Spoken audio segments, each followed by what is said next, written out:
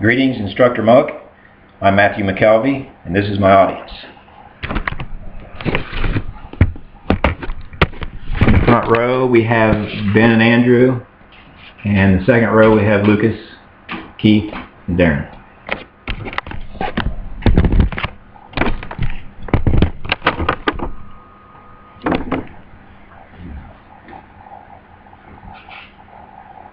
Take just a moment and think.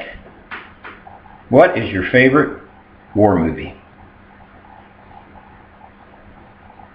Maybe Stalag 17, The Bridge Over the River Kwai?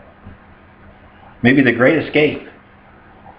Perhaps maybe Apocalypse Now, Stripes, Platoon, or maybe Star Wars? If not one of these, I'm sure you can put your mind to another. But regardless, do you know what they all have in common? That's right. There's always a loss of life. What should the cost of war be, and what is the ultimate value of human life?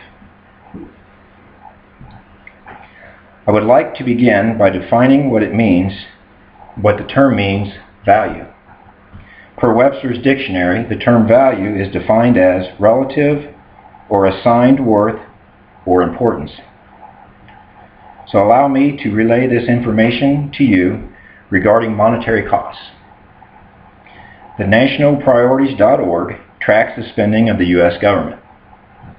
In 2015, military spending was projected to account for 54% of all the federal discretionary spending, a total of $598.5 billion.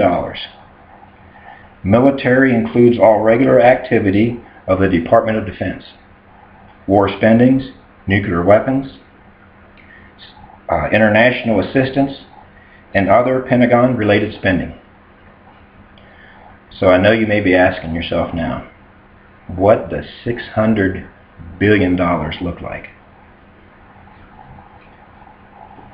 Well, that depends on your perspective. Let's say you're a bunny.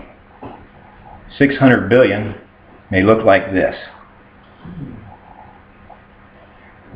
Or maybe from a personal perspective, 600 billion might look like this. Now that's a big pile of money. And I'd need a bigger garage to put that much money in. Of course, we know it takes people to form a military. Let us focus the value of war from a human perspective.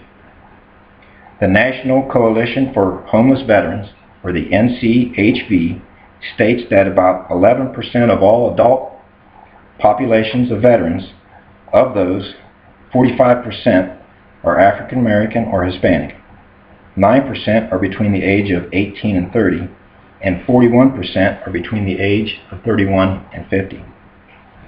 About 1.4 million other veterans, meanwhile, are considered at risk of being homeless due to poverty, lack of support medicine, and dismal living conditions, and overcrowded and substandard housing. According to the NCHV, the United States Department of Housing and Urban Development estimates nearly 40,000 veterans are homeless on any given night.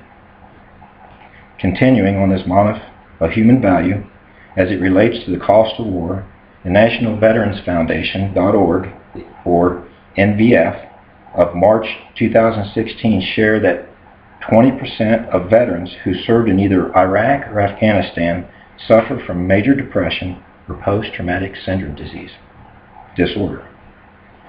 Their facts show that the United States Government Accountability Office states that 2.1 million veterans received mental health treatment from the United States Department of Veterans Affairs in a 5-year period from 2006 through 2010. Continuing, the NVF shared a study by the Substance Abuse and Mental Health Service Administration revealed that only 50% of returning vets who need mental health treatment would receive these services. The National Institute of Drug Abuse reports that substance abuse among veterans is strongly related to their exposure to combat. One study by the organization showed that 25% of returning Iraqi and Afghanistan veterans showed signs of substance abuse disorder. The watsonbrown.edu relates the cost of war to the number of troops who have died in Iraq and Afghanistan has passed 6,800 by the beginning of 2015. And another more than 6,900 contractors have died in the Iraq and Afghanistan wars. watsonbrown.edu go on to report that approximately 210,000 civilians died a violent death in Iraq, Pakistan, and Afghanistan.